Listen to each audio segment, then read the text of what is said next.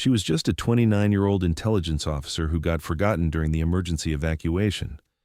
But when Staff Sergeant Nicole Hayes walked back into base camp 7 days later with the enemy commander by her side, everyone realized they had witnessed the most impossible negotiation in military history. 29-year-old Staff Sergeant Nicole Hayes was preparing her final reports in the intelligence tent at Forward Operating Base Phoenix. Her short brown hair, intelligent green eyes, and calm demeanor marked her as a typical military intelligence specialist. Georgetown University Psychology master's degree, 4 years of field experience, and local language skills, but minimal combat training. She was the kind of officer everyone knew as the smart one, but no one considered the warrior. But Staff Sergeant Nicole Hayes was far from ordinary. Her psychology background had taught her not just to write reports, but to understand human nature. Over 4 years, she had specialized in prisoner interrogations, cultural analysis, and diplomatic communications. She had developed exceptional skills, particularly in conflict resolution and cross-cultural negotiation. But no one viewed these as real war skills. This morning, everything changed. Forward Operating Base Phoenix, located in a strategically important position, sat at the heart of a 3-year ongoing conflict. Enemy forces, under the experienced leadership of Commander Colonel Ahmed Kassem, had been conducting systematic attacks. Intelligence reports showed that a major offensive was imminent, and the decision had been made to evacuate the base. "Hayes!" shouted First Sergeant David Thompson. "Grab your gear. Choppers inbound. We're moving out in 20." Nicole packed intelligence files into classified bags. 3 years of enemy activity reports, communication intercepts, behavioral analyses, everything potentially valuable must not fall into enemy hands. But the evacuation would be so rushed that every detail couldn't be properly handled. Chaos erupted quickly. Incoming mortar rounds, emergency sirens, soldiers running between buildings.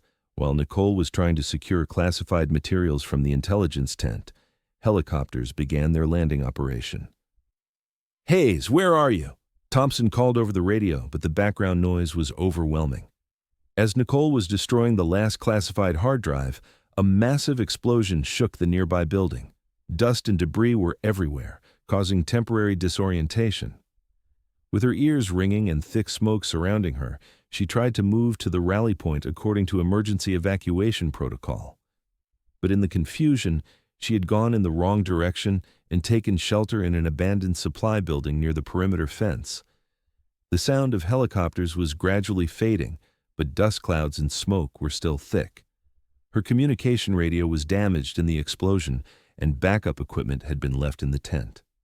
20 minutes later, silence. Helicopters gone. Base empty. Nicole was alone. FOB Phoenix was completely deserted. No communications, no backup, no extraction plan. Enemy forces were probably approaching, and Nicole had zero combat experience. Her psychology degree now seemed useless, but instead of panic, her analytical mind kicked in.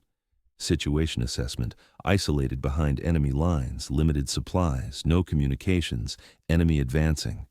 Options, hide and wait for rescue, unlikely, attempt solo escape, dangerous, or something else.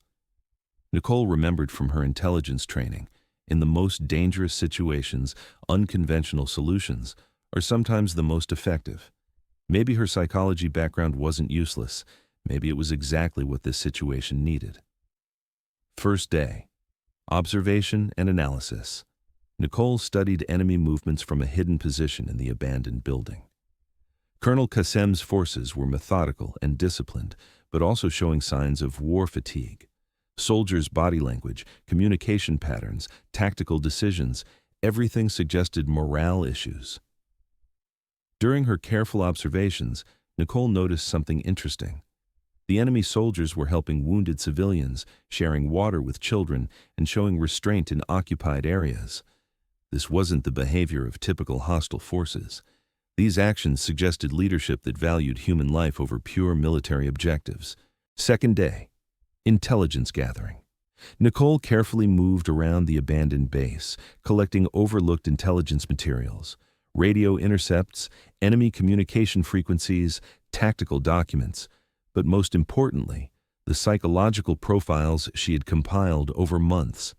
She had been studying Colonel Kassem for 3 years, former university professor, philosophy background, family man, reluctantly involved in the conflict. Intelligence reports showed humanitarian concerns, frustration with prolonged warfare, and a desire for meaningful resolution. His communications often referenced protecting civilians and minimizing casualties, unusual priorities for a military commander in active conflict. Nicole discovered additional evidence in abandoned files, intercepted letters from Kassem to his family, expressing exhaustion with warfare and longing for peaceful resolution. Medical supply requests for both his soldiers and local civilians, orders explicitly forbidding harm to non-combatants. This painted a picture of a reluctant warrior, not a bloodthirsty enemy. Third day, decision point. Rescue was unlikely. Escape routes were compromised by enemy patrols. Nicole decided on an unconventional solution: direct contact. Psychology training had taught her that sometimes the greatest enemies share common ground. Kassem was an educated man, an intellectual, probably tired of senseless violence. Maybe conversation was possible. Nicole spent hours developing her approach strategy. She analyzed Kassem's documented speeches, noting his frequent references to philosophers like Gandhi and Martin Luther King Jr. His academic papers from before the war focused on conflict resolution and social justice. This wasn't a man who wanted endless warfare. This was someone trapped by circumstances beyond his control. Fourth day, preparation. Nicole carefully planned her approach. No weapons, improvised white flag, psychological talking points prepared. If captured, torture was probable, death likely. But sometimes diplomatic solutions require the ultimate risk. She prepared multiple conversation strategies, drawing on everything she knew about cross-cultural communication and conflict psychology. Her Georgetown training had emphasized that successful negotiation required understanding not just what people said, but why they said it. Kassem's motivations were complex: duty to his people, frustration with political leadership, moral conflicts about civilian casualties. Fifth day, first contact. Nicole approached the enemy perimeter with a white flag. Soldiers immediately raised their weapons, shouting commands in Arabic. Nicole responded in their language, speaking slowly and clearly. "I request an audience with Colonel Kassem. I have important information about ending this conflict." The soldiers were confused and radioed their superiors. Nicole continued in Arabic. "Tell Colonel Kassem that an American intelligence officer wants to discuss peace, not war." It was a revolutionary request. An enemy commander meeting with an isolated American? Impossible. But curiosity is a powerful motivator, especially when the request came in fluent Arabic from someone who clearly understood their culture. Nicole was blindfolded, searched thoroughly, and transported to the enemy command center. She expected rough treatment, but the soldiers were professional and respectful. Maybe this reflected Kassem's leadership style and emphasis on humanitarian conduct. Command tent. Colonel Kassem was exactly as intelligence profiles had described: mid-50s, graying beard, intelligent eyes showing deep fatigue. His academic background was evident in his mannerisms: thoughtful pauses, measured speech, scholarly bearing even in military context. "You are the American intelligence officer," Kassem said in perfect English, with a slight British accent from his Oxford education. "Why are you here, and why should I not consider this an elaborate trap?" "Because 3 years of war have accomplished nothing for either side," Nicole replied, "and I believe you know this better than anyone." Kassem was surprised by her directness and her knowledge of his background. "You speak as if you know me. I've studied your actions for 3 years, your orders to protect civilians, your attempts to minimize casualties, your educational background. You're not typical military commander. You're a scholar forced into war." Psychology technique: demonstrate understanding, establish credibility, appeal to his true identity rather than his military role. The conversation continued for hours. Kassem was initially skeptical, testing her knowledge and motivations. but gradually he became engaged. Nicole used her psychology training, active listening, empathy, finding mutual concerns. Kassem spoke about his family, his students from university days, and his anguish over civilian casualties. "My daughter asks why Daddy fights instead of teaches," Kassem admitted, his voice heavy with emotion. "I tell her it's complicated, but she's only 8. To her, fighting is simple. It's what bad people do." "American soldiers' children ask similar questions," Nicole responded. "War makes philosophers of children and soldiers of philosophers." Day 6. Deeper discussions. Nicole learned about Kassem's internal struggle between military duty and moral convictions. He had joined the conflict reluctantly after his university was bombed, but quickly realized that violence only created more violence. His force's humanitarian behavior reflected his personal values, not military doctrine. Kassem shared stories about his soldiers, young men who wanted to return to families, farmers forced to fight, teachers and students turned warriors by circumstances. His greatest frustration was knowing that military victory wouldn't solve the underlying problems that caused the conflict. "You understand something my own commanders don't," Kassem said. "This war cannot be won by either side. It can only be ended."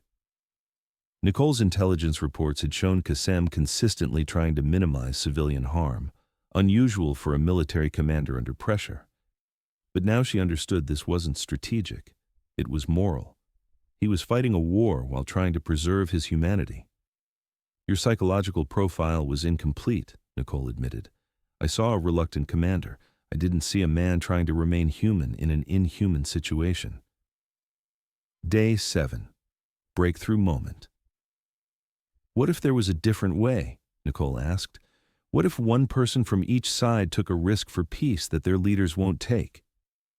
Kassem was silent for a long time, staring at photographs of his family on his field desk. "Impossible.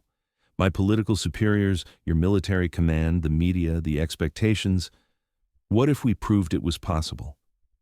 What if we walked together to the American base and showed that enemies can choose to become allies?" It was a crazy suggestion. Military protocol violations, personal safety risks, probable career destruction for both of them. But sometimes, transformative moments require impossible choices. Kassem considered this carefully. "You would trust me to escort you back to your people?" "If you trust me to escort you safely through mine." Mutual vulnerability, a psychology principle for building trust that Nicole had learned could bridge even the deepest divides. Kassem made his decision slowly. "We try, but understand, this may cost us everything." "Maybe," Nicole replied, "but continuing this war will definitely cost us everything." Day 7. Evening. Preparation. Kassem selected a small escort team of his most trusted soldiers, men who had served with him since the beginning and understood his vision. Nicole's simple but revolutionary plan: walk together to American Forward Command and demonstrate that negotiation was not only possible, but practical. They spent the evening discussing logistics, safety protocols, and communication strategies. Both knew they were risking court-martial, disgrace, and possibly their lives. But both also knew that someone had to take the first step toward peace. Day 8, morning, the journey began. Kassem and Nicole, with a small escort of 3 soldiers, began moving toward American lines. It was an incredible sight, an enemy commander and American intelligence officer walking side by side, providing mutual protection and demonstrating unprecedented trust. It was a dangerous journey. Soldiers from both sides were confused and suspicious. Radio communications explained the situation, but disbelief was widespread. Kassem's own forces were shocked, and some attempted to prevent the mission. Nicole convinced Kassem to continue, despite the risks. "History is changed by people who take impossible risks," Nicole reminded him. "Gandhi, Mandela, King, they all chose trust over fear." "And many of them paid with their lives," Kassem replied grimly. "But their ideas lived on. Maybe that's what matters." Day 8 afternoon. American perimeter reached. Sentries raised their weapons in complete confusion. An enemy commander approaching with an American soldier. A trap was suspected, and alert status went to maximum. "Hold fire!" Nicole shouted. "I am Staff Sergeant Hayes, returning with Colonel Kassem for peace negotiations." It was an unprecedented situation. Military protocols had no procedures for an enemy commander voluntarily surrendering for peace talks. Radio communications were frantic, superior officers were contacted, and political implications were rapidly assessed. Colonel Marcus Webb, forward command leader, personally arrived with a full security detail. He was a veteran officer with 2 tours of combat experience and keen political awareness. "Hayes, explain this situation immediately and clearly." "Sir, Colonel Kassem wants to discuss ending the conflict. He came here voluntarily, under mutual protection, to explore diplomatic solutions." Webb studied Kassem carefully, noting his calm demeanor and the respectful bearing of his escort. "You're the commander who has been conducting operations against our positions for 3 years. Kassem stepped forward with dignity. "I am, and I am profoundly tired of war. Sergeant Hayes convinced me that talking produces better results than fighting." It was an extraordinary moment. 2 military commanders, enemies for years, face to face in peaceful circumstances with the possibility of real dialogue. Webb was a war-hardened soldier, but also an intelligent leader who understood the broader implications. "What exactly are you proposing, Colonel?" "Immediate ceasefire, formal negotiations between representatives, an end to meaningless violence that serves no one's interests," Kassem replied. "Did your political superiors authorize this initiative?" "Number Y take a personal risk, as does Sergeant Hayes. Sometimes peace requires individual courage before institutional approval." Webb looked at Nicole with a mixture of admiration and concern. "Hayes, do you fully realize the implications of what you've initiated?" "Sir, 7 days behind enemy lines taught me something crucial. Colonel Kassem is a good man caught in a bad situation. Maybe we all are. Maybe someone needs to be brave enough to step outside the cycle." Psychology insight shared. Dehumanizing enemies makes peace impossible. Personal connection enables understanding and creates possibilities for resolution. Webb made his decision after consulting briefly with his staff. "We'll contact higher command immediately.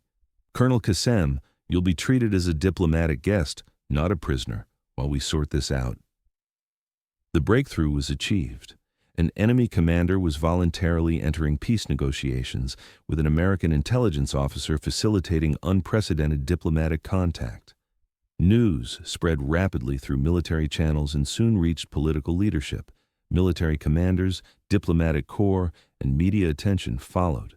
Nicole and Kassem's unlikely partnership became a powerful symbol of possibility in what had seemed like a hopeless conflict.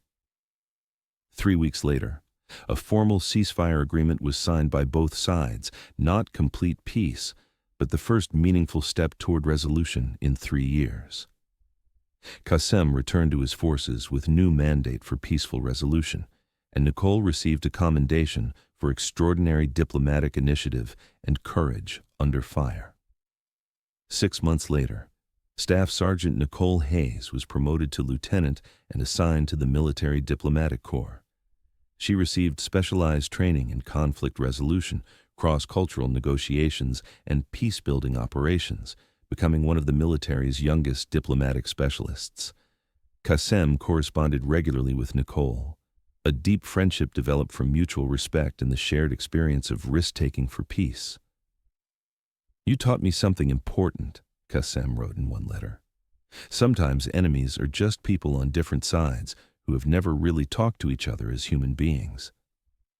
Nicole replied, "Psychology taught me that understanding human nature is infinitely more powerful than understanding warfare tactics." 1 year later, Lieutenant Nicole Hayes was leading diplomatic missions to conflict zones worldwide. Her unorthodox approach, personal connection, psychological insight, mutual vulnerability, and genuine human respect became a model for modern military diplomacy. Kassem eventually retired from military service and returned to university teaching, focusing on peace studies and conflict resolution. Their story became a case study in diplomatic schools and military academies around the world. Real peace, Nicole often told her trainees, begins when someone is willing to trust their enemy enough to have an honest conversation about shared humanity. The FOB Phoenix incident proved that sometimes the most effective weapon is an extended hand, not a raised fist. Nicole Hayes never fired a shot in combat, but she ended a war through the simple act of treating an enemy as a human being worthy of respect and understanding. 7 days behind enemy lines taught her that courage sometimes means choosing to trust when every instinct says to fight. Her psychology degree, once considered a soft skill in a military environment, became the key to the hardest challenge, transforming enemies into allies through understanding. Sometimes the most impossible negotiations happen between two people willing to risk everything for peace. The intelligence officer who got left behind became the peacemaker who brought enemies home together. Nicole proved that in warfare's chaos, human connection remains the most powerful force for change. Her story is a reminder. Heroes don't always carry weapons. Sometimes they carry hope, understanding, and the courage to see enemies as people. When the evacuation helicopters left without her, everyone assumed Staff Sergeant Nicole Hayes was lost. No one imagined she was about to find something much more valuable than her way home. She found a way to peace, and sometimes that's worth getting left behind for. Thanks for watching.